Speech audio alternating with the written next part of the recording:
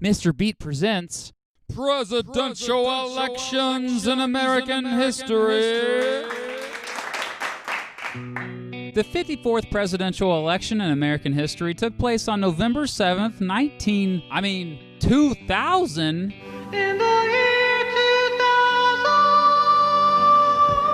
It was the first election I could finally vote in, and boy was it a messed up one. We won't even know who won until over a month later. As Bill Clinton left office, the economy was strong, and he had a fairly high approval rating. Sure, there was the whole impeachment thing due to the whole Monica Lewinsky thing. Oh yeah, and there was Vince Foster's suicide, Whitewater, Travelgate, Filegate, and so forth and so on. But many argue the United States was preparing to enter the 21st century stronger than ever before. Because of this, the Democratic Party went with Clinton's vice president, Al Gore, to be their nominee for president. His only real opponent trying to get the nomination was Bill Bradley, the former senator from New Jersey and former professional basketball player. But Bradley withdrew in March. So it was Gore, with Joe Lieberman, a senator from Connecticut, as his running mate. Lieberman was the first Jewish candidate on a major political party presidential ticket. The Republican Party originally had many candidates trying for the nomination, but most of them didn't stand much of a chance against George W. Bush, the popular governor of Texas and son of George H.W. Bush. Bush's main opponent in the primaries was John McCain, a senator from Arizona and war hero who was tortured as a POW in the Vietnam War. However, after a poor showing on Super Tuesday, you know, the day when there are a bunch of primary elections all at once across the country, McCain dropped out. One guy who stuck around until right before the convention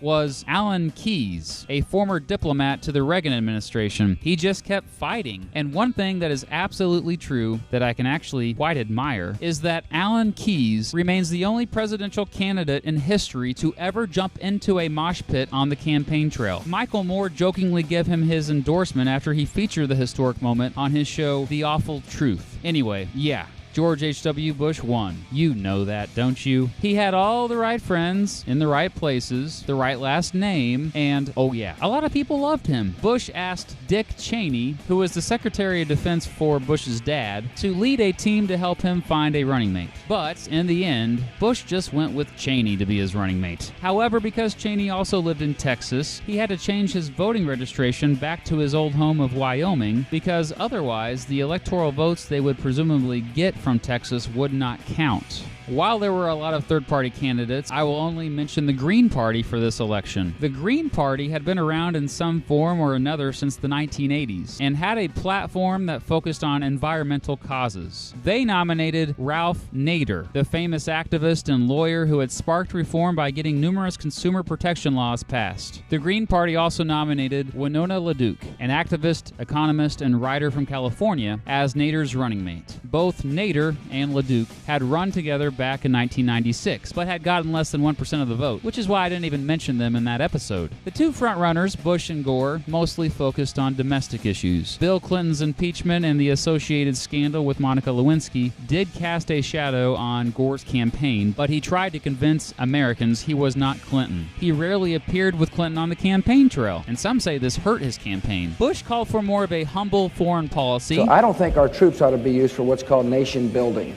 And more unity and less partisanship in Washington. Nader, meanwhile, had super rallies in places like Madison Square Garden. And here are the results. Al Gore won, becoming our...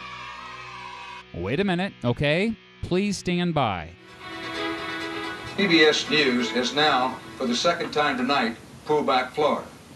We are now putting Florida in the undecided category. Apparently in Florida, it was too close to call. At first, it appeared that Gore had won the state, which meant that he would have won the entire election. However, then some began calling the state for Bush, which meant that Bush would have won the election. Who won? The next day, November 8th, the final votes were finally counted. Bush had a slight lead, but the lead was so small that Florida law required a mandatory recount. After the recount later that week, Bush's lead had shrunk to just 300 votes in the state. Then, after counting overseas military ballots, Bush's lead went back up to 930 votes. Gore wanted more manual recounts, and the Florida Supreme Court extended the deadline to November 26th. By this time, Bush and Gore were fighting each other in court. Out on the streets, people were protesting on both sides. It got pretty heated. Ultimately, the United States Supreme Court stepped in and stopped the recount with a vote of 7-2. They argued that the Florida Supreme Court's plan for recounting ballots, using different vote counting standards from county to county, and poor oversight over the entire process, were unconstitutional. Therefore, the results stood. At the time, the certified count had Bush ahead in Florida by 537 votes. So, George W. Bush became the 43rd president in American history, more than a month after Election Day. He received 271 electoral votes. Al Gore ended up with 266 electoral votes. What was frustrating for Gore voters was that Al Gore actually won the popular vote. He got 48.4% and Bush got 47.9%. Gore received 543,895 more votes than Bush, but still lost the election. This was the fourth of 4 times in American history in which the winner lost the popular vote but won the presidency. Again, great job, Electoral College. Well done. Ralph Nader finished third with no electoral votes but 2.7% of the popular vote. Almost immediately, Al Gore supporters blamed Nader for spoiling the election, but there is absolutely no evidence to support this, as I examine in this video that you can watch right now,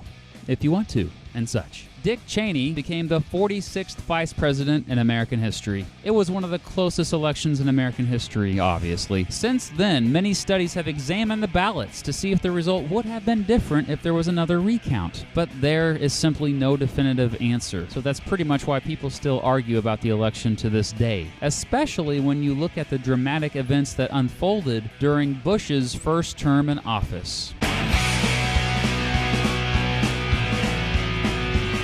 Well, believe it or not, I am almost done with this series.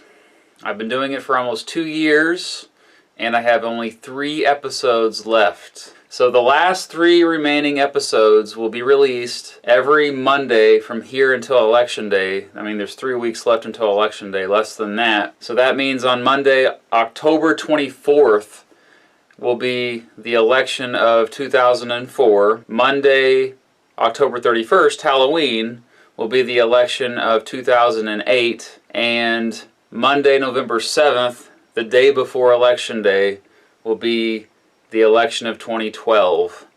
And that same day, I also plan on hosting an AMA on Reddit. Also, another announcement is because I'm not doing this series anymore here in a few weeks, I will probably be taking a little bit of a break, because this has worn me down a little bit trying to meet this deadline of Election Day 2016 to get this series done. But after I recover and the break is over in the new year, 2017, I would like to start a new series, because it's fun doing series like this. I've never quite done it like this before on my channel. So if you have any ideas for another history series that could work in a similar fashion, please suggest those in the comments below. You know, I'm not very strong on politics outside of the United States, so just a warning, I'm not sure if I'm up for the British elections throughout history or even Canadian, but I'm open to many different ideas. A couple ideas I had already was maybe looking at a history of each professional baseball team, because I'm a big baseball fan, as you can see with the Royals cap there, or maybe a history of different countries or different states. I don't know, something like that might be cool. But again, let me know in the comments. And 3 more episodes. The next 3 Mondays I will release those, and the final episode before the real election day, this election day 2016, will be on November 7th. So 3 more, we're counting them down. Thanks for watching and supporting this series. I'll see you for the next presidential election, buddy.